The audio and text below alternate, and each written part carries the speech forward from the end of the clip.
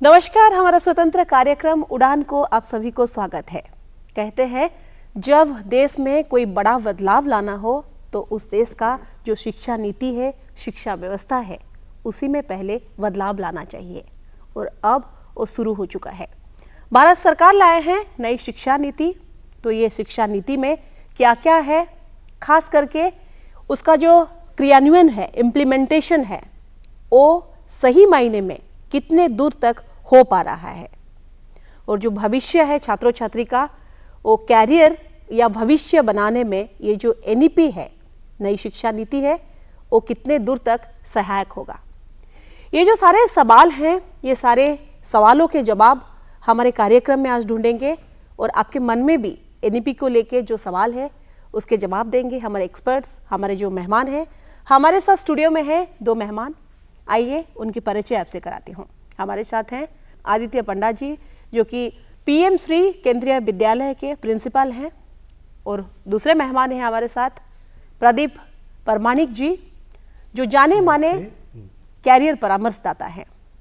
आप दोनों को बहुत बहुत स्वागत है कार्यक्रम में। आदित्य जी, आपसे शुरुआत करना चाहेंगे। हम आज बात कर रहे हैं नई शिक्षा नीति, जो कि 2020 में उसका जन्म हो चुका है। आज तक हम कितने दूर, कितने सीढ़ी जो चढ़े हैं और कितने सीढ़ी बाकी है?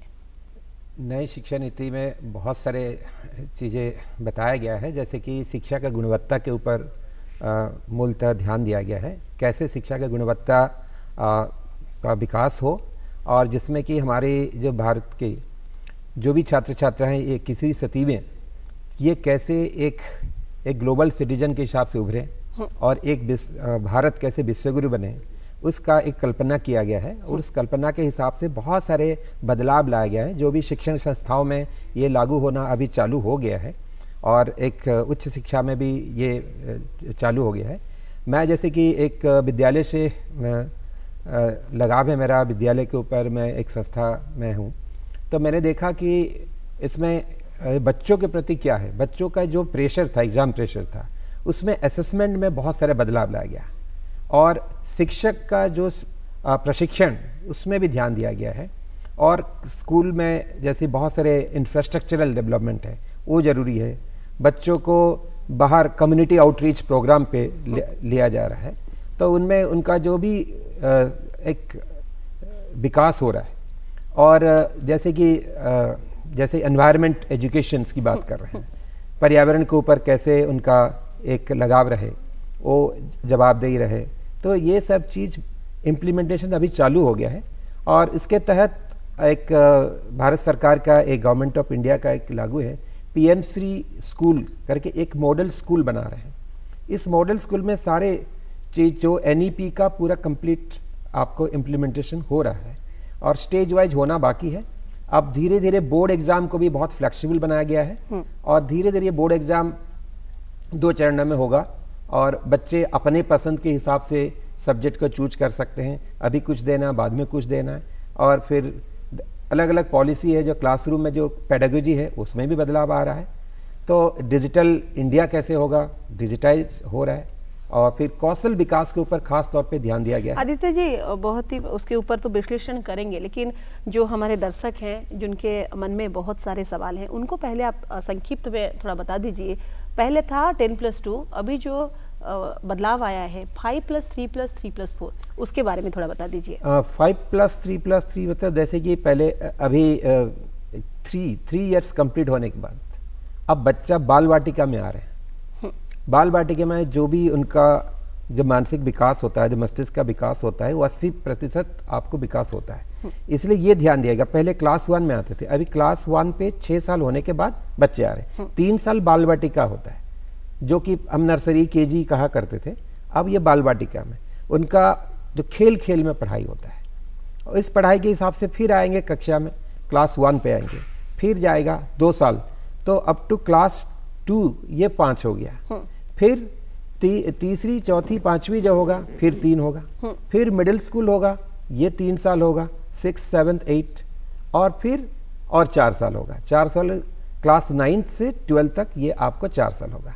इस हिसाब से उसको ब्रेकअप लिया गया। जी, आगे भी बात करेंगे, लेकिन जाने माने कैरियर परामर्शदाता हमारे साथ है, प्रदीप जी हैं। प्रदीप जी, ये जो नई शिक्षा नीति है, आप कैरियर परामर्शदाता हैं, गाइड करते हैं कैसे कैरियर बनाना है, तो इसको आप कैसे जोड़ते हैं कैरियर के साथ?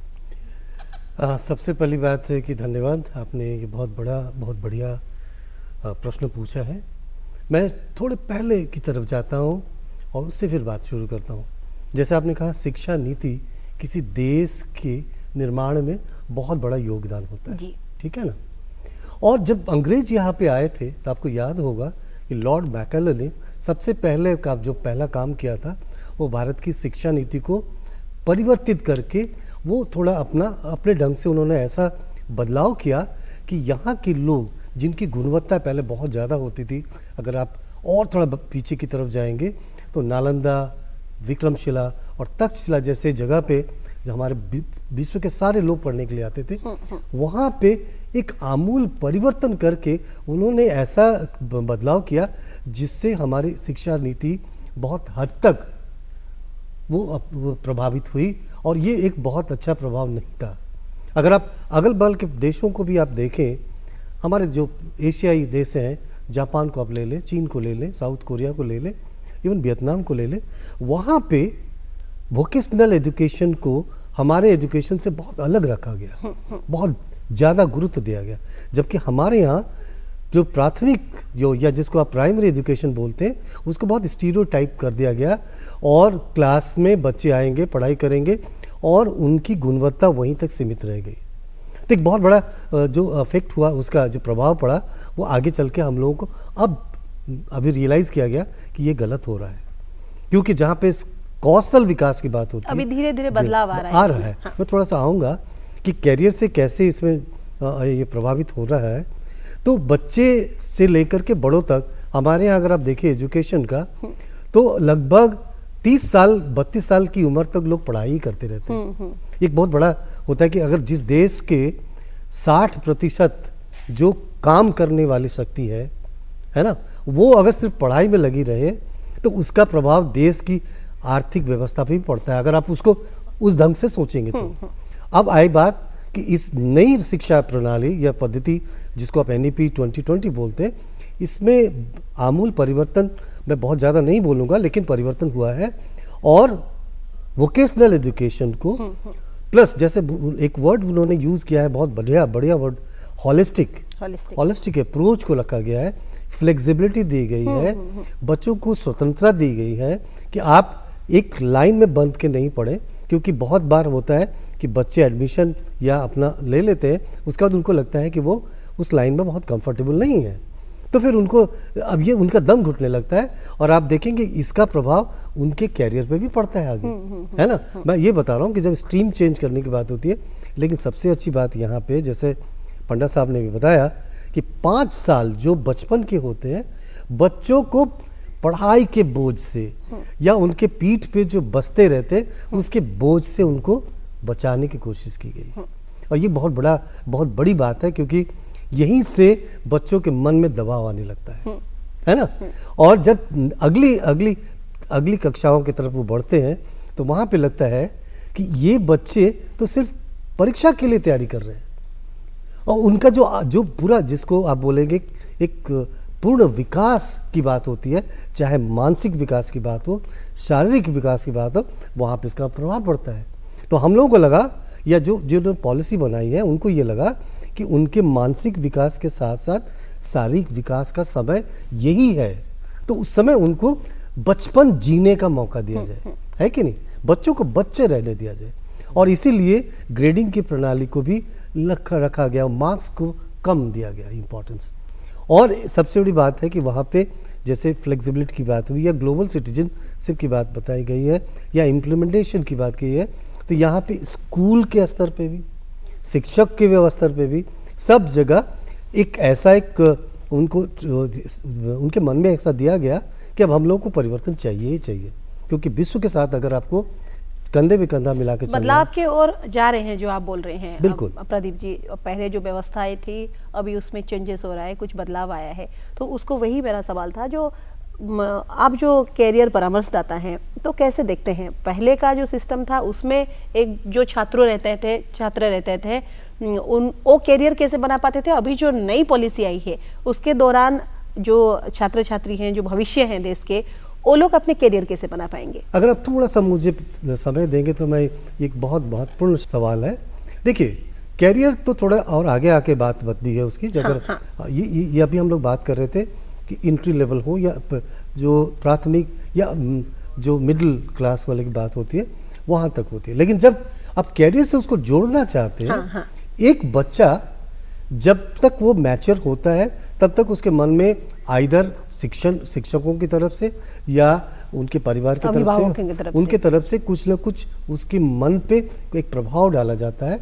और ये भी बच्चा भी समझ पाता है कि मैं अगर जिस विषय में बहुत मजबूत हूँ या मुझे उस पर ज़्यादा रुचि है तो मैं उस सब्जेक्ट के या उस विषय पे आगे बढ़ना चाहूँगा।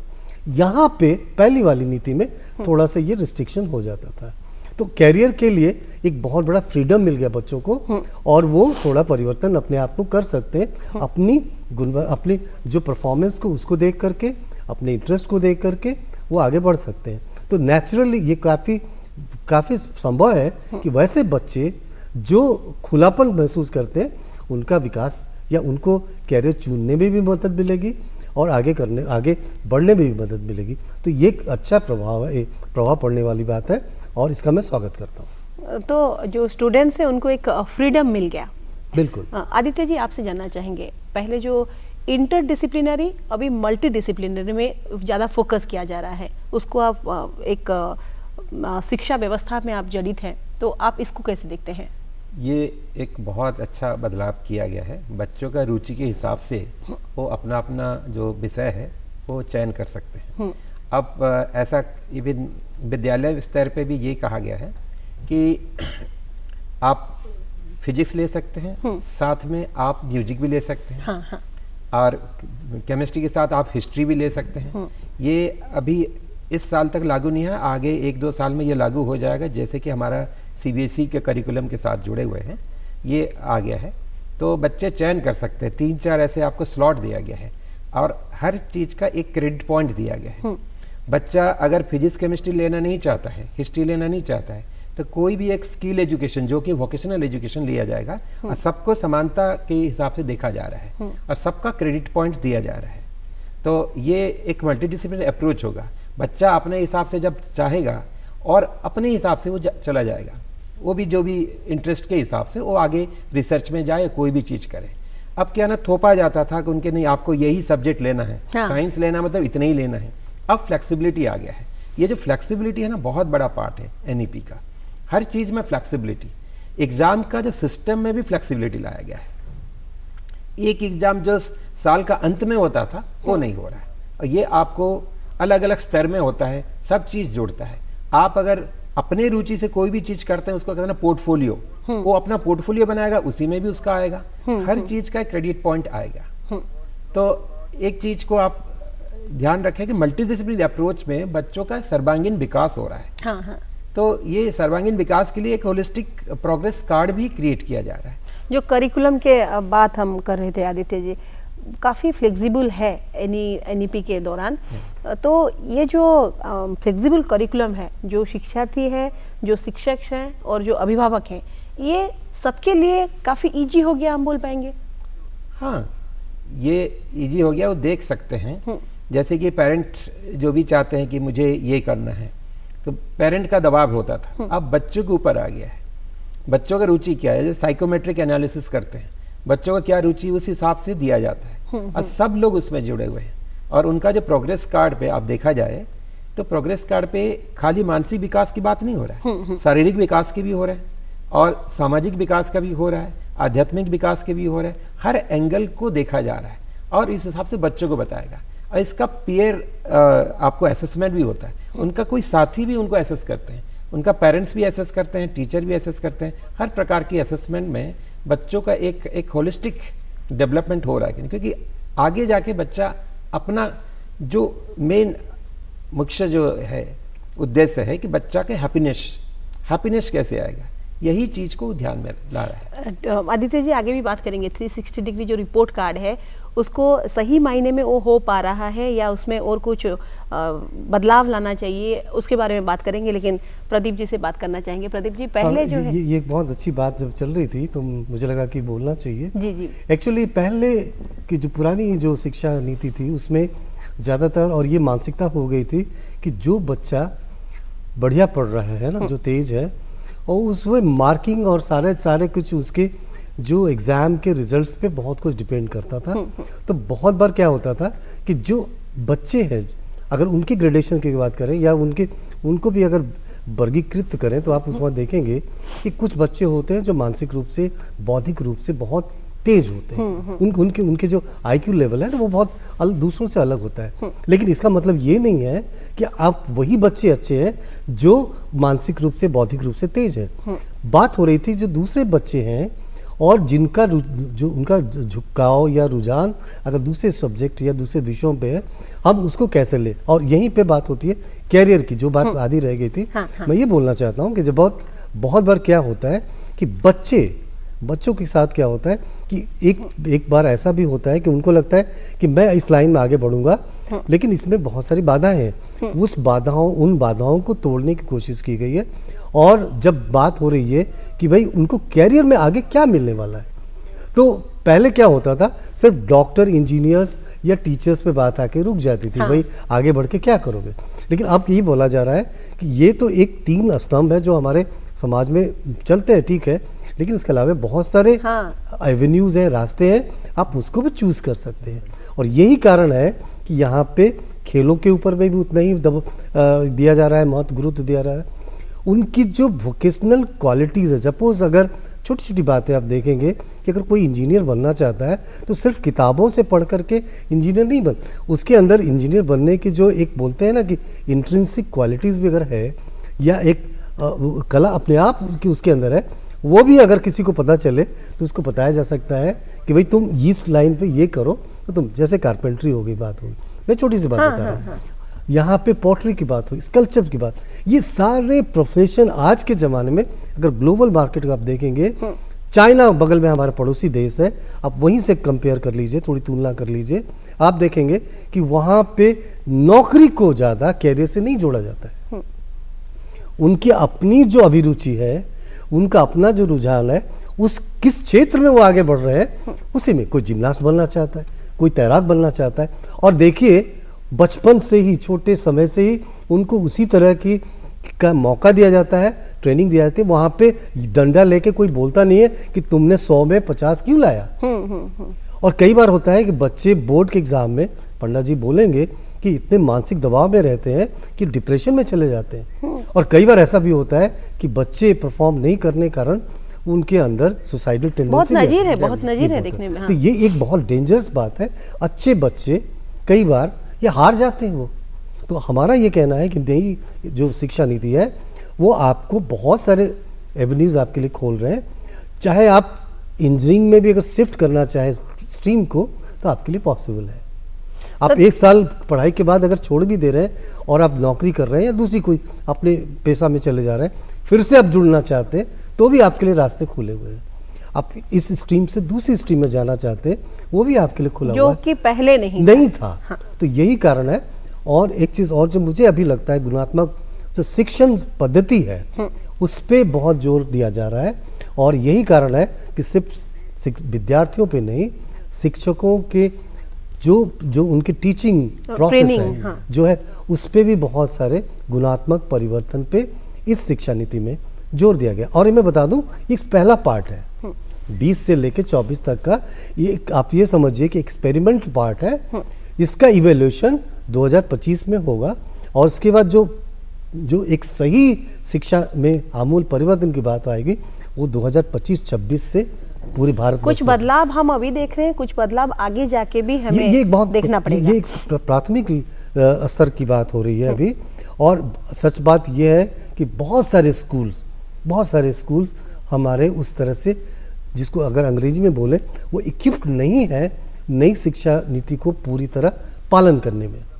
तो एक खास स्कूल को आप, ठीक है, आप वहाँ पे PM श्री या कोई खास स्कूल की तरह आप उसको डेवलप कर रहे हैं, ठीक है, लेकिन भारत की जनसंख्या को देखते हुए, इसकी विशालता को देखते हुए मुझे लगता है कि इसकी ज़रूरत बहुत सारे स्कूलों में है, जहाँ पर अभी शायद आज के इसमें वहाँ तक पहुँच हम नहीं उसके और पाए। हम प्रदीप जी उसके और हम चल रहे हैं। धीरे धीरे कुछ बदलाव आया है, कुछ बदलाव आगे जाके होगा। और एक चीज़ जानना चाहेंगे आपसे, पहले जो कैरियर जो काउंसलिंग है, प्लानिंग को पहले क्या है इम्पोर्टेंस दिया जाता था, अभी लेकिन कैरियर काउंसलिंग को ज़्यादा क्या इम्पोर्टेंस दिया जाता है, उसको कैसे देखते हैं आप? जैसे ये तो मेरे अपने हमारे प्रोफेशन की बात आपने कर दी। पहले क्या होता था कि शिक्षक है, जिसको हम लोग बोलते हैं आइदर पेरेंट्स हो गए, पीयर्स हो गए और टीचर्स हो गए। हाँ। ये तीन जो है ये डिसाइड करते थे। तो पीयर्स में बड़े भाई हैं या उनके समाज वाले कुछ लोग हैं, टीचर्स हो गए, मम्मी पापा हो गए। तो बार बार ऐसा होता था कि मम्मी पापा अपने बच्चों पे अपनी आशाओं को जो पूरी नहीं हो पाई शायद उसको पूरा करने की कोशिश करते थे। और ये गलत नहीं है, मैं इसको गलत नहीं मानता हूँ, क्योंकि आफ्टर ऑल उनके बच्चे हैं और वो चाहेंगे कि मेरे बच्चे अच्छे बने, तो ये एक अच्छी बात है। लेकिन कई बार क्या होता था कि बच्चों की अपनी जो एक बौद्धिक क्षमता है उससे ज़्यादा अगर आपकी अपेक्षाएं हैं तो वहाँ पे दिक्कत होती थी। हाँ। ये बहुत बड़ी बात है जो जिसके ऊपर में मुझे लगता है कि ये सबको सोचना चाहिए और यही बच्चों को थोड़ी सी फ्लेक्सिबिलिटी। समय के साथ साथ उसमें भी बदलाव आ रहा है। आदित्य जी, आपसे आपके पास आना चाहेंगे, जो बात हम कर रहे थे 360 डिग्री रिपोर्ट कार्ड, उसके बारे में कुछ बताइए। एक 360 डिग्री रिपोर्ट कार्ड जो है एक होलिस्टिक रिपोर्ट कार्ड कह रहे हैं। अभी तक लागू नहीं हुआ है, एक इनिशियल फेज पे है। हाँ। अभी क्लास 1 और 2 पे लागू है। हाँ। अभी एनसीईआरटी ने भी एक डेवलप किया गया और सीबीएसई ने भी एक डेवलप किया गया। इसमें काफ़ी चर्चा हो रहा है क्योंकि जो होलिस्टिक डेवलप कार्ड में ओनली एग्ज़ाम का जो मार्क्स है ना वो रिफ्लेक्ट नहीं होगा। उनमें बहुत सारी चीज़ें, जैसे कि आप कोई अगर करिकुलर एक्टिविटी में जो भी होगा, कोई स्किल एजुकेशन में जो भी होगा, हर चीज़ का क्रेडिट पॉइंट जुड़ेगा। उनका 21st सेंचुरी स्किल जो बात करते हैं उसका कितना कोलैबोरेटिव स्किल है बच्चे का और कितना एम्पैथी है बच्चों में, इन सारे चीज़ का जो भी हमारा शिक्षण पद्धति में जो भी किया जाता है, पेडागोजिकल जो सिस्टम लागू रहता है क्लासरूम पे, उनसे चीज़ को ध्यान दिया जाता है, वो चीज़ को वहाँ रिफ्लेक्ट होगा। तो बच्चों को भी सामने जब देखेगा प्रोग्रेस कार्ड तो पता चलेगा मुझे आगे जाना है, 21st सेंचुरी में आपको काम करना है, तो क्या क्या चीज़ मेरे पास है, एट्रीब्यूट्स क्या क्या क्वालिटीज़ है, जो चीज़ की सर्टिफिकेट तक सीमित नहीं रहेगा। और इसमें बच्चों ने भी भागीदारी ले रहे हैं, पीयर असेसमेंट हो रहा है, इसमें पेरेंट्स का भी असेसमेंट होगा, टीचर का असेसमेंट होगा, सब तरीके से असेसमेंट होगा। तो पता चलेगा, जितना रियल असेसमेंट होगा बच्चों को पता चलेगा मुझे आगे क्या करना है, यहाँ पे काम करना है, यहाँ पे काम करना है। फिर अपना अपने इंटरेस्ट एरिया पे जब जाएंगे तो ध्यान देंगे। तो ये 360 डिग्री मतलब कंप्लीट एक बच्चों का आइडिया लेगा,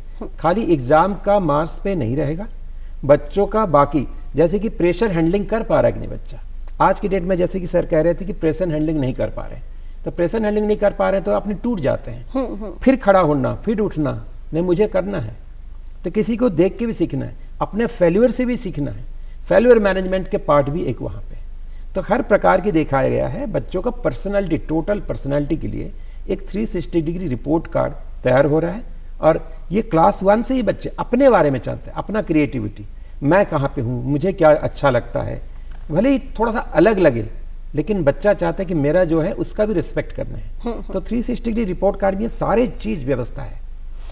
शिक्षा व्यवस्था में आदित्य जी आप जुड़े हुए हैं, आप प्रिंसिपल हैं, तो आप कैसे देखते हैं और कितने दिन लगेगा सही मायने में लागू करने के लिए? और खास करके जो असेसमेंट की हम बात कर रहे हैं, जो टीचर हैं उनकी जो ट्रेनिंग है, उनकी जो शिक्षण पद्धति है, उसमें और परिवर्तन की ज़रूरत है?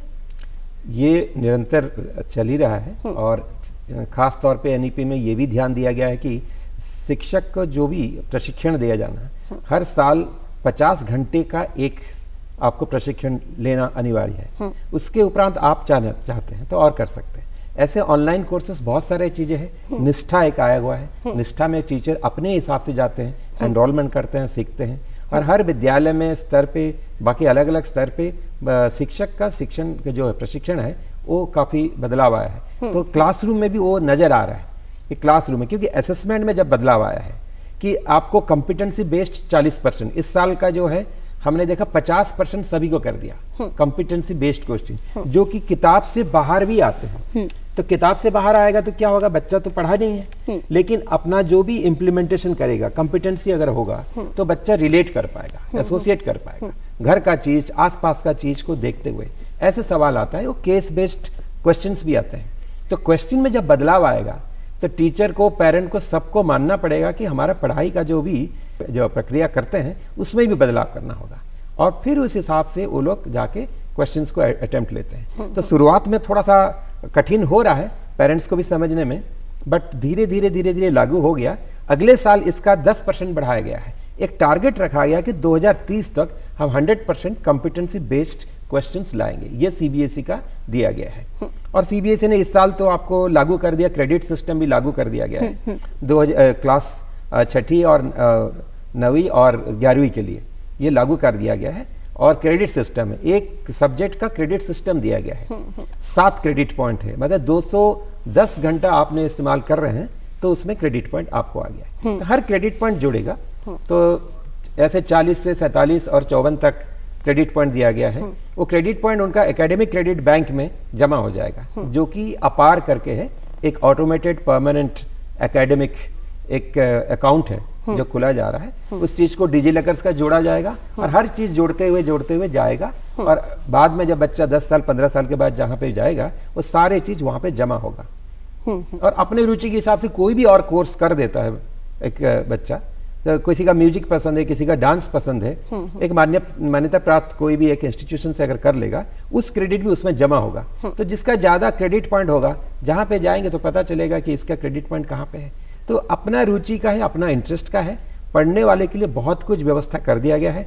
पीएम ई विद्या का जो भी एक सेशन चलाया जा रहा है, और ऑनलाइन कोर्स भी है, उसमें भी सर्टिफिकेट मिल रहा है। ये सारी चीज क्रेडिट के हिसाब से जुड़ जाएगा बच्चों का। एक बहुत अच्छा बदलाव इसी में आया हुआ है। It will take some time, तो आगे धीरे धीरे समय के साथ सब बदलाव आएगा। स्टेप बाय स्टेप चल रहे हैं हम। अभी पहुंच जाएंगे धीरे धीरे, 4-5 साल के अंदर काफी बदलाव आपको देखने मिलेगा। प्रदीप जी, आपके पास आना चाहेंगे।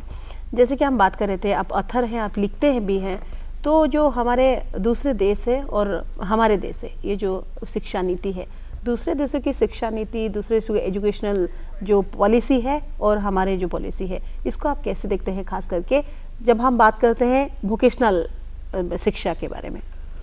मेरा हमेशा से यही माना रहा है कि शिक्षा सिर्फ किताबों तक नहीं होनी चाहिए, या फिर आपके जो प्रमाण पत्र है उस तहाँ तक वही उसका सीमित नहीं रखना चाहिए। क्योंकि शिक्षा का सबसे बड़ा जो फायदा होता है वो समाज को होता है, देश को होता है, और देश से जुड़ा हुआ है हम लोगों का भविष्य, सब लोगों का। ठीक है ना? तो बात करते करते मुझे एक बात यहाँ मैं बोलूँगा, लेकिन एक छोटी सी बात मुझे समझ में आ रही थी जो शायद मिस हो गई हमारे डिस्कशन में। वो बात है था कि हमारे यहाँ जो बच्चे एडमिशन लेते हैं, तो ड्रॉप आउट्स की केस में अभी हम लोगों ने किसी ने बात नहीं किया। एक बहुत चिंता वाली बात थी जिसको लेकर के सरकार ने कुछ पॉलिसीज भी लगाई, मिड डे मील वगैरह बहुत सारे प्रोग्राम्स किए, लेकिन उसका भी फ़ायदा नहीं हुआ। और ख़ास करके गाँव के एरिया में, और अगर लड़कियों के केस में देखा जाए तो ड्रॉप आउट्स वाली बहुत चिंता वाली बात बोल रही थी। और ये माना गया कि जब समाज का समग्र अगर विकास होना चाहिए तो बच्चों के साथ सब लोग, चाहे लड़के हैं लड़के, सबका ही होना चाहिए, पहली बात। दूसरी बात, जब आ गए कि भाई दूसरे देशों से, तो मैंने पहले ही कहा था कि यही एक अंतर है कि हमारे यहाँ एग्ज़ाम सेंट्रिक्स पढ़ाई हो रही थी, कंपटीशन की तैयारी भी उसी तरह से हो रही थी, लेकिन ये चीज़ जापान में, चाइना में या साउथ कोरिया, जिसको हम अपना मेजर कंपटीशन में मानते हैं, वहाँ पे बिल्कुल नहीं हो रहा था, है ना? तो जापान की जरूर सी बात अब मैं कर लूँ यहाँ पे। आपको पता होगा कि जापान में बच्चों के, खास करके छोटे बच्चों में एक परिवर्तन उनकी मानसिकता में तब आता है जब बच्चों को अपने स्कूल की सफाई, अपने टॉयलेट्स की सफाई, अपने आसपास की सफाई, अपने जो बाग बगीचे हैं उसकी सफाई, सारा काम बच्चों को ही करना रहता है। ये एक है। जबकि हम यहाँ पे देखते हैं कि अगर कोई बच्चे, किसी को अगर कोई काम बोला गया तो एक बहुत बड़ा इशू बन जाता है। तो एक बहुत बड़ा एक अंतर है जो शायद हम लोग अभी सीख नहीं रहे हैं, या सीखना चाहिए। दूसरी बात होती है कि भाई आपको कब से काम सीखना है। तो यहाँ पे होता है कि कोई मैट्रिक पास करेगा या उसके बाद आईटीआई में गया, वहाँ क्या है, बच्चे 4 कक्षा में आए नहीं कि उनके हाथ में टूल दे दिया जाता है कि तुम कुछ करो। और आपको पता होगा, अभी हाल में मैं देख रहा था एक वीडियो, बहुत वायरल वीडियो हुआ था चाइना के बच्चों का। उसमें देखा गया है कि छोटे छोटे बच्चों को, चाहे वो शेफ बनना हो, पेंटर बनना हो, कारपेंटर बनना हो, सारे काम 4 साल 5 साल बच्चों को ऑलरेडी वो ऐसा उनके पास सारे कुछ दिए हुए हैं टूल्स कि बच्चे कर रहे हैं और खुद मज़े भी कर रहे हैं। ऐसा नहीं है कि उनके ऊपर बोझ है कि तुमको मार्क्स कम मिलेगा या कुछ ऐसा, कुछ पेरेंट्स का कोई खड़े होकर बता रहे हैं कि तुम ऐसा करो, कुछ नहीं, बिल्कुल स्वतंत्र है वो अपनी ढंग से काम करने के लिए। तो यही चीज़ मुझे लगता है हमारे यहाँ नहीं है, हाँ, जो होना चाहिए। इसका मतलब है बच्चों को ऐसी जगह पे आप स्कूल को सिर्फ पढ़ाई के लिए मत रखिए, स्कूल को एक सर्वांगीण विकास की बात करें, चाहे वो उसकी कारीगरी की बात करें, खेल की बात करें, चाहे और भी दूसरे जो उसके और हम चल रहे हैं, कुछ बदलाव लाए हैं और कुछ बदलाव लाना है। आप दोनों को बहुत बहुत शुक्रिया हमारे साथ जुड़े होने के लिए, हमारे साथ रहने के लिए। हमारे साथ थे दो मेहमान थे, प्रदीप जी थे, आदित्य जी थे, स्कूल शिक्षा व्यवस्था में जुड़े हुए हैं। आदित्य जी वैसे खास करके जाने माने कैरियर परामर्शदाता प्रदीप जी भी हमारे साथ थे और डिस्कस कर रहे थे नई शिक्षा नीति के बारे में। कहते हैं कि एक शिक्षित भारत ही एक विकसित और संपन्न भारत को निर्माण कर सकता है, जिसकी शुरुआत हो चुकी है। शिक्षा अभी बोझ नहीं, शिक्षा अभी एक नई उत्साह है, उमंग है, नई जोश है। तो समय की निर्देश है, कार्यक्रम को यहीं पे खत्म करना पड़ेगा। जाते जाते बस इतना ही कहेंगे, पढ़ेगा इंडिया, बढ़ेगा इंडिया। नमस्कार।